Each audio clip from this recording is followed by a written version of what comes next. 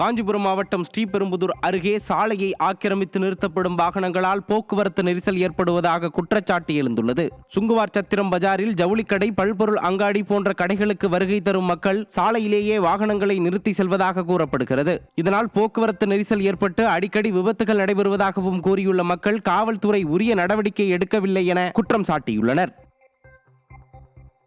செங்கல்பட்டு அருகே பாலாற்றில் குளிக்கச் சென்ற 11ஆம் வகுப்பு மாணவன் நீரில் மூழ்கி பரிதாபமாக உயிரிழந்தார். நத்தம் ஓசூரம்மன் கோவில் தெருவைச் சேர்ந்த ஹரிஹரன் என்ற மாணவன் அதே பகுதியைச் சேர்ந்த தனது நண்பருடன் சேர்ந்து பழவேலி பாலாற்று பகுதியில் குளிக்க சென்றுள்ளார். அப்போது எதிர்பாராத விதமாக ஹரிஹரன் தண்ணீரில் மூழ்கினார். தகவலறிந்து வந்த தீயணைப்பு வீரர்கள் படகு மூலம் ஹரிஹரனை தேடும் பணியில் ஈடுபட்டனர். சுமார் 7 மணி நேரம் தேடுதலுக்கு பின் தீயணைப்புத்துறை வீரர்கள் மாணவனை சடலமாக கண்டெடுத்தனர். இதுகுறித்து போலீசார் விசாரணை மேற்கொண்டனர். சிவகங்கை மாவட்டத்தில் உள்ள பெட்ரோல் பங்குகளில் தொடர்ந்து அசம்பாவிதங்கள் நடைபெறுவதை கண்டித்து பங்க் உரிமையாளர்கள் பாதுகாப்பு கேட்டு மாவட்ட காவல் கண்காணிப்பாளரிடம் மனு அளித்தனர். சமீப காலமாக பெட்ரோல் பங்குகளில் இலவச பெட்ரோல் கேட்டு ஊழியர்களை தாக்குவது, அவர்களிடம் இருந்து பணத்தை பறித்து செல்வது போன்ற குற்றச்சம்பவம் அதிகரித்து வருவதாக குற்றச்சாட்டு எழுந்துள்ளது. இதனை கண்டித்து உரிய நடவடிக்கை எடுக்க கோரி பெட்ரோல் பங்க் உரிமையாளர்கள் மனு அளித்தனர். மேலும் விடியா திமுக ஆட்சி பொறுப்பேற்றதில் இருந்து குற்றச்சம்பவங்கள் அதிகரித்துள்ளதாக பொதுமக்கள் அதிருப்தி தெரிவித்துள்ளனர். தொடர்ந்து எல்லா பல்க்லையும் இதே மாதிரி பிரச்சனை நடந்துக்கிட்டே இருக்கு. தண்ணியை போட்டு வந்து பிரச்சனை பண்ணுறது, பணத்தை திருடிட்டு போயிடுறது, இந்த மாதிரி தொடர்ந்து பிரச்சனை ஏற்பட்டுக்கிட்டே இருக்குது. எங்களுக்கு வந்து நாங்கள் பாதுகாப்பு எல்லா பல்க்கும் சார்பாக வந்து பாதுகாப்பு கேட்டிருக்கோம். ஒரு ஏடிஎம் பேங்க்குக்கு கொடுக்குற சப்போர்ட் மாதிரி எங்களுக்கு கொடுங்க. நாங்கள் 24 மணி நேரம் இயங்கிக்கிட்டு இருக்கு. இது தொடர்ந்து நடைபெற்றால் எங்கள் பங்கை வந்து நாங்கள் சரிவர நடத்த முடியாது. ஊழியர்கள் யாரும் கிடைக்க மாட்டாங்க. என்னால் நடத்துறதுக்கு ரொம்ப சிரமமாக இருக்குது. இதுக்கு வந்து காவல்துறையிட்ட வந்து நாங்கள் கோரிக்கை வச்சுருக்கோம். தகுந்த பாதுகாப்பு எங்களுக்கு தேவைப்படுதுன்றது. கடலூர் மாவட்டம் விருத்தாச்சலம் அருகே வெறிநாய் கடித்ததில் காயமடைந்து 5 சிறுவர்கள் சிகிச்சைக்காக மருத்துவமனையில் அனுமதிக்கப்பட்டனர். நல்லூர், காட்டு மயிலூர் உள்ளிட்ட பகுதிகளில் வெறிநாய்களின் அட்டகாசத்தால் மக்கள் தொடர்ந்து அச்சுறுத்தப்பட்டு வருகின்றனர். இந்த நிலையில் சிறுவர்கள் 5க்கும் மேற்பட்டோரை வெறிநாய்கள் பலமாக கடித்துள்ளனர். இதனால் சிறுவர்கள் அனைவரும் சிகிச்சைக்காக அனுமதிக்கப்பட்ட நிலையில் மாவட்ட நிர்வாகமும் விடியா திமுகவும் உரிய நடவடிக்கை எடுக்குமாறு அப்பகுதியினர் கோரிக்கை விடுத்துள்ளனர். கடலூர் விருத்தாச்சலம் புறவழிச்சாலை விரிவாக்க பணிக்காக கட்டப்பட்டு வரும் வடிகால் வாய்க்கால் கட்டுமான பணியால் 200 ஏக்கர் விவசாய நிலங்கள் பாதிக்கப்படுவதாக விவசாயிகள் போராட்டத்தில் ஈடுபட்டனர். விருத்தாச்சலத்தில் நெடுஞ்சாலைத்துறை சார்பில் புறவழிச்சாலையை அகலப்படுத்தும் பணி நடைபெற்று வருகிறது.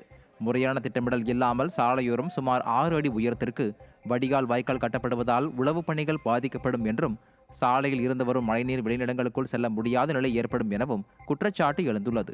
ஆகவே புறவழிச்சாலை வடிகால் வாய்க்கால் பணியை விடியா அரசு நிறுத்த வேண்டும் எனவும் வலியுறுத்தப்பட்டுள்ளது. பைபாஸ் ரோட்டில் வாய்க்கால் அமைச்சிட்டு இருக்கிறாங்க. இந்த வாய்க்கால் தேவையே இல்லாத வாய்க்கால். மழை நீர் ரோட்டில் விழுந்ததுன்னா 2 பக்கம் வயலில் இறங்கிடும். அந்த தண்ணியை மறிக்குது வாய்க்கால். அதோட அந்த வாய்க்கால்னால வயல்வெளிகளுக்கு மாடு, டிராக்டர், ஆள் எல்லாம் போகிறது ரொம்ப கஷ்டமாக இருக்கும். அதனால் நாளைக்கு அறுவடைக்கும் போது அந்த நெல் எப்படி வெளியில் வர்றது? இவ்வளவு பெரிய வாய்க்காலுக்கு செவுறு தேவையா? நாட்டு மக்கள் வரி பணத்தை வீணாக்குறாங்க. இந்த வாய்க்கால் தேவையில்லாத வாய்க்கால். தமிழக அரசும் சரி, இந்த நம்முடைய மாவட்ட நிர்வாகமும் சரி, இந்த வேலையை உடனே தடுத்து நிறுத்த வேண்டும். திருப்பத்தூரில் பாத்திரக்கடையில் திருடி சென்றதாக கூறி தாக்கியதால் விரக்தியடைந்த முதியவர் தூக்கிட்டு தற்கொலை செய்து கொண்டார்.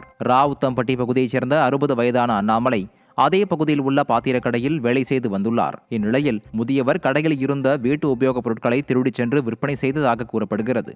இதனை அறிந்த கடையின் உரிமையாளர் ஞானமூர்த்தி முதியவர் அண்ணாமலையை தாக்கியுள்ளார். இதனால் விரக்தியடைந்த முதியவர் தனது வீட்டில் தூக்கிட்டு தற்கொலை செய்துள்ளார். இதுகுறித்து போலீசார் ஞானமூர்த்தியிடம் விசாரணை மேற்கொண்டு வருகின்றனர். திருப்பூர் மாவட்டம் உடுமலையில் சாலையை அடைத்து கடைகள் போடப்பட்டுள்ளதால் பொதுமக்கள் மற்றும் வாகன ஓட்டிகள் அவதியடைந்து வருகின்றனர். உழவர் சந்தையில் இருந்து வடக்கு பகுதி வழியாக செல்லும் வழியில் சாலையில் இருபுறமும் தள்ளுவண்டி கடைகள் அமைக்கப்பட்டுள்ளன. மேலும் 2 சக்கர வாகனங்கள் தாறுமாறாக நிறுத்துவதால் அவ்வழியாக மருத்துவமனை மற்றும் அலுவலகங்கள் செல்பவர்கள் கடும் அவதிக்கு உள்ளாகின்றனர். சாலையை அடைத்து போடப்பட்டுள்ள கடைகளை அகற்ற காவல்துறை எந்தவொரு நடவடிக்கையும் எடுக்கவில்லை என பொதுமக்கள் குற்றம் சாட்டியுள்ளனர். நீலகிரி பந்தலூர் கடலக்கொல்லியில் 15க்கும் மேற்பட்ட பழங்குடியின மக்கள் வசித்து வருகின்றனர். இவர்களுக்கு நிரந்தர வீடுகள் கட்டித்தர அரசுக்கு பலமுறை கோரிக்கை விடுத்தும் கண்டுகொள்ளாததால் பிளாஸ்டிக் தார்பாய்களால் குடிசை அமைத்து அச்சத்துடன் வசித்து வருகின்றனர். மேலும் சாலை, குடிநீர், தெருவிளக்கு உள்ளிட்ட அடிப்படை வசதிகள் இல்லாததால் கடும் அவதியடைந்து வருவதாகவும் சம்பந்தப்பட்ட அதிகாரிகள் உரிய நடவடிக்கை எடுத்து நிலைமை சரி செய்து தர அப்பகுதிவாசிகள் கோரிக்கை விடுத்துள்ளனர். மயிலாடுதுறை மாவட்டம் தரங்கம்பாடி அருகே அடிப்படை வசதிகள் செய்து தரக்கோரி மக்கள் சாலை மறியலில் ஈடுபட்டனர். அப்பராசபுரம் புத்தூரில் உள்ள காலனி தெருவில் குடிநீர், மின்சாரம், சாலை உள்ளிட்ட அடிப்படை வசதிகள் இல்லை என மக்கள் குற்றம் சாட்டியுள்ளனர். இந்த நிலையில் அப்பகுதியில் இருந்த செங்கோடன் என்பவரின் வீடு தீப்பற்றி எரிந்தபோது சாலை வசதி இல்லாததால் தீயணைப்பு வாகனம் உள்ளே செல்ல முடியாமல் வீடு முழுவதும் சேதமடைந்தது. இதனால் ஆத்திரமடைந்த மக்கள் அடிப்படை வசதிகள் செய்து தருமாறு கோரிக்கை விடுத்துள்ளனர்.